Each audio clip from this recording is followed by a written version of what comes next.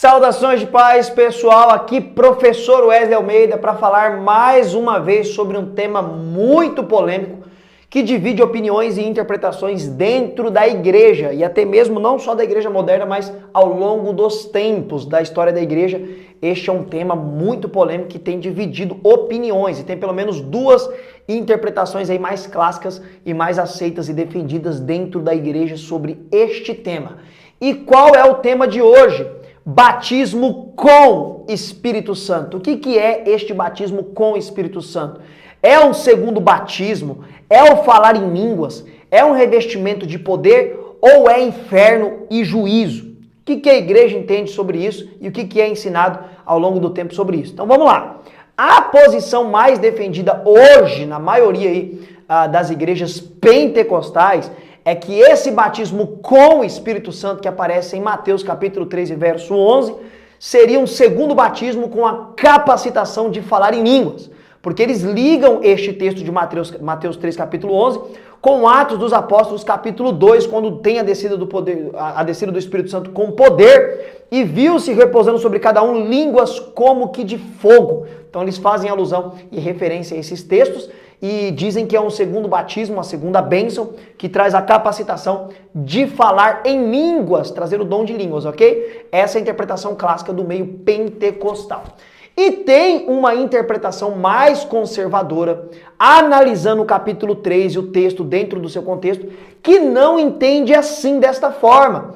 E a maioria dos grandes intérpretes e eruditos, de forma majoritária, a maioria, entende que não é um batismo com poder, não é um batismo com o Espírito Santo ou falar em língua. Por quê? Porque tem que se respeitar ali o texto e seu contexto. Sendo assim, vamos analisar hoje o capítulo 3 de João dentro do seu contexto, beleza? Então pega a sua Bíblia aí, sua caneta, seu caderno e prepara para as anotações. A interpretação mais conservadora seria esta.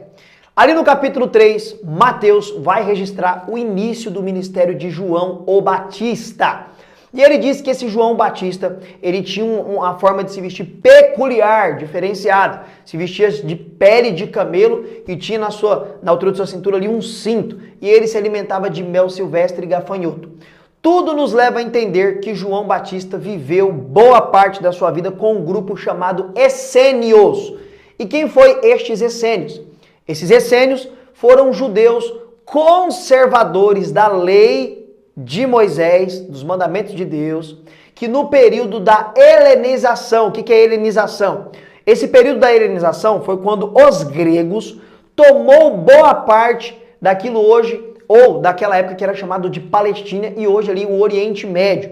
Isso começa a acontecer com Alexandre o grande conquistador, que veio tomando conta de tudo ali, conquistando, foi até Alexandria no Egito, conquistou até o Egito, beleza? E logo após a morte de Alexandre o Grande, os seus generais assumiu ali o que é chamado hoje de Oriente Médio ali, aquela parte de Israel, Irã, Iraque, Egito, eles tomaram parte daquilo ali tudo, tomaram conta daquilo ali tudo, e o idioma grego se monopolizou ali naquela região e a cultura grega também. E isso também chegou em Israel. Então um grupo conservador da lei de Abraão, da lei de Moisés, né, dos mandamentos de Moisés, ou seja, aliás, dos mandamentos de Moisés e do Deus de Abraão, eles decidiram viver isolados e foram para os campos e para as cavernas.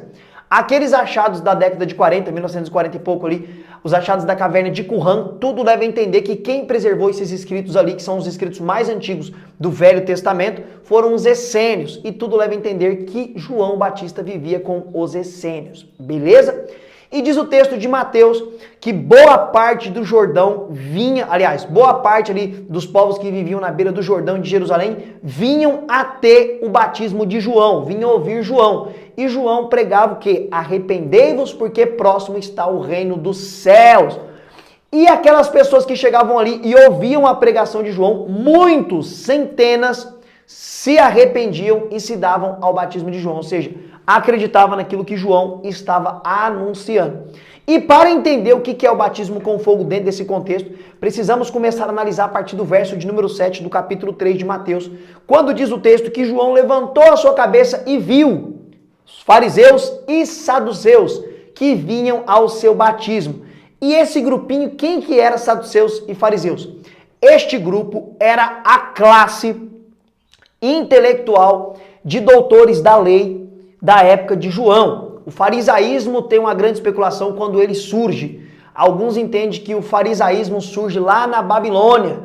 O povo hebreu passou 70 anos na Babilônia escravo. E é nesse contexto também que nasce as sinagogas.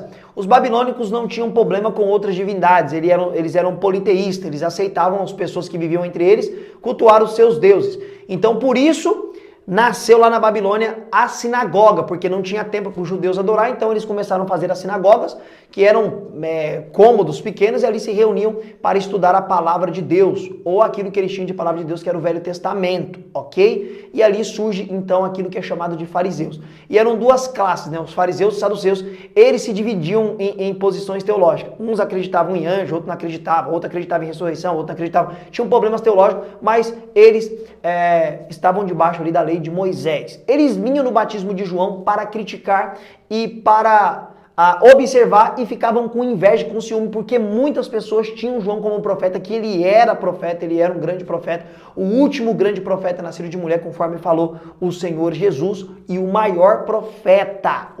Quando eu falo último ali, pessoal, é no sentido de profeta como era no Velho Testamento, tá? Como era no Velho Testamento, João é o último profeta como ofício, porque tinha um ofício profético. Então João, ele é o último.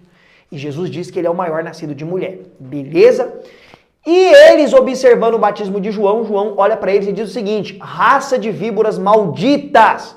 Por quê? Porque nós sabemos, à luz do Novo Testamento, que os fariseus, eles eram um grupo terrível, né? Um grupo legalista, que eles colocavam um grande jugo sobre o povo e com o próprio dedo eles não queriam mover esse jugo, né? Várias tradições, culturas que nem era bíblica, nem era mandamento, eles queriam colocar como ordenança e eles não faziam nada para fazer, né? Não se movia para fazer essas tal ordenanças e colocava isso sobre o povo, um fardo pesadíssimo. E João chama eles de raça de víboras malditas e diz o seguinte: não presumais de vós mesmos que são filhos de Abraão. Porque eles tinham orgulho de falar: eu sou filho de Abraão, sou descendente da promessa. E aí João Batista diz o seguinte: até das pedras que estão aqui, Deus pode levantar filho a Abraão. E aí o que João Batista diz? Aqui está a chave para você interpretar o que é o fogo aí, pessoal. O que ele diz? Pois eu vos digo que o machado está posto ao pé da árvore. E a árvore que não produz bom fruto é cortada e lançada no fogo. Isso está no verso de número 10. O que é esse fogo? Esse fogo é o sofrimento eterno. Ele diz que tem um machado no pé da árvore, a árvore que não tem bom fruto é cortada e lançada no fogo. Está falando o seguinte, que eles, os fariseus e saduceus, não produzem bom fruto.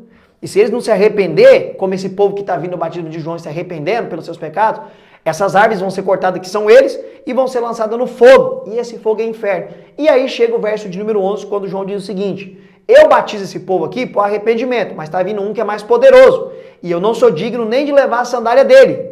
Esse que está vindo depois de mim, apontando para Jesus, ele vai batizar com o Espírito Santo e com fogo. Entenda, pessoal. Aqui que você vai entender o que é esse fogo aqui que Jesus vai batizar.